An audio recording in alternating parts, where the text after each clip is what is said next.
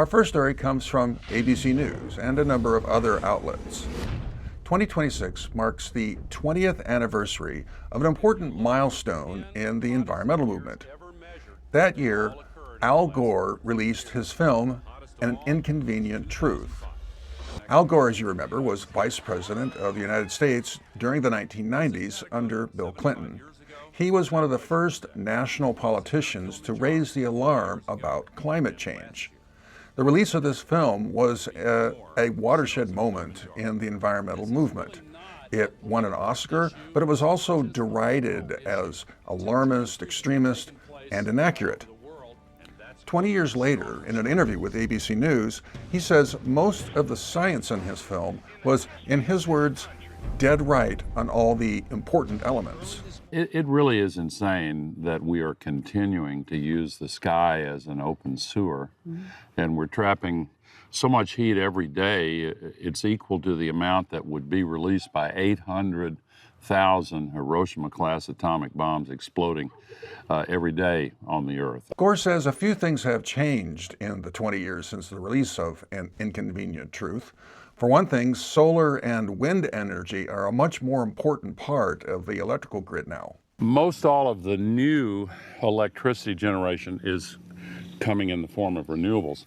That has changed what the economists are predicting about how much more fossil fuel use we will use in the years ahead, and that's very good news. Gore is still active in environmental causes and projects. His latest is called Climate Trace, which uses satellites and artificial intelligence to independently measure greenhouse gas emissions in order to hold countries and corporations responsible for pollution.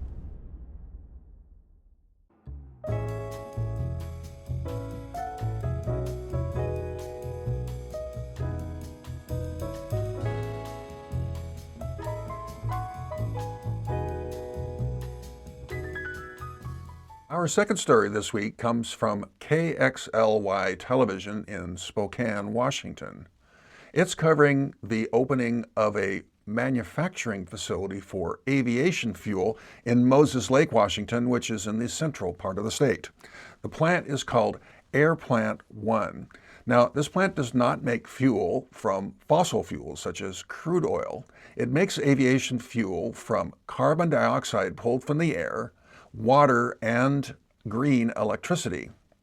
The plant is owned by a California group called 12. 12 says the fuel has 90% lower CO2 emissions compared to regular aviation fuel.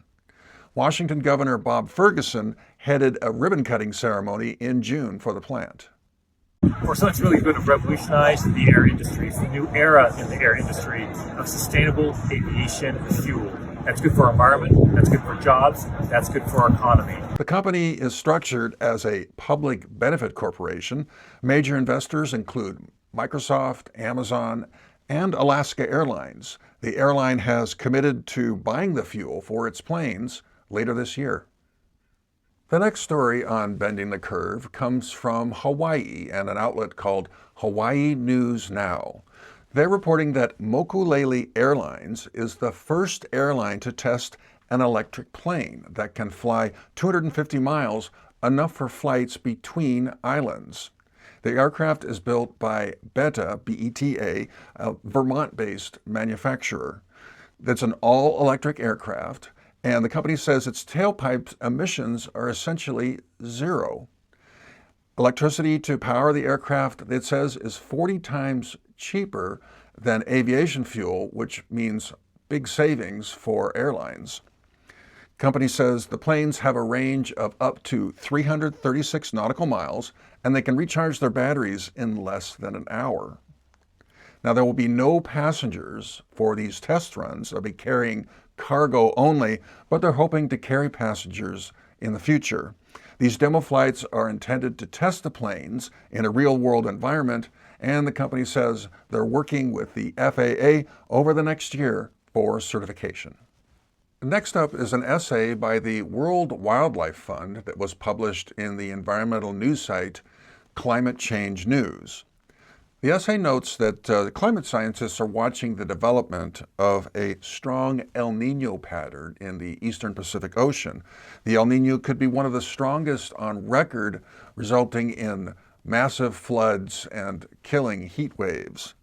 The essay argues that communities and governments need to focus on adaptation and resilience. They need to develop the tools and resources to survive and thrive on a warming planet. Now, to that end, one of the organization's projects is studying mangrove swamps in Mexico. Now, it's long been known that these swamps protect shorelines during storms, and they shelter fish and other kinds of wildlife, as well as human communities.